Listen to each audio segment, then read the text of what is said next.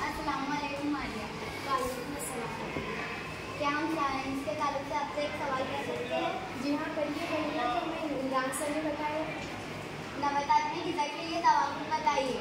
नबातात के ग़िज़ा के लिए तवाक़ुफ़। ज़मीन पर पाई जाने वाली अक्सर नबातात ज़मीन में बेऔस और खुदकफील होती है, लेकिन अमरबेल जैसे चंद नबातात गैर कफील होती है। इनमें पत्ते नहीं होते, ये इसलिए अपनी ग़िज़ा तैयार नहीं कर सकती। दूसरे नबातात की तरह से ग़िज़ा हासिल करने के लिए इनमें चूसने वाली जड़ें पाई जाती है। जड़ें मेज़बान दरख्त की रूपी और आबी नाली तक पहुँचकर इनसे ग़िज़ा और पानी जज़्ब होती है।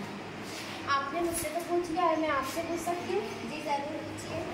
आप बताएं जो मैंने बोला है। तो ज़मीन पर पाई जाने वाली अक्सर नबातात ज़मीन पर पाई जाने वाली अक्सर नबातात बेबस और खुदकफील होती है, लेकिन अमरबेल जैसी चंद नबातात गैर कफील होती है।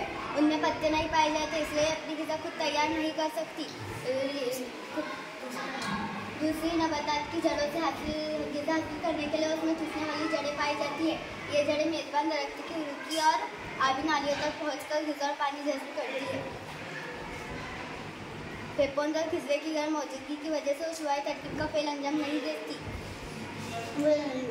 रोटी पाव नान जैसे ग़िज़ाई निशास्ती अशिया ग़िज़ा हासिल करने के लिए जड़ों जैसे रेशे पाए जाते हैं।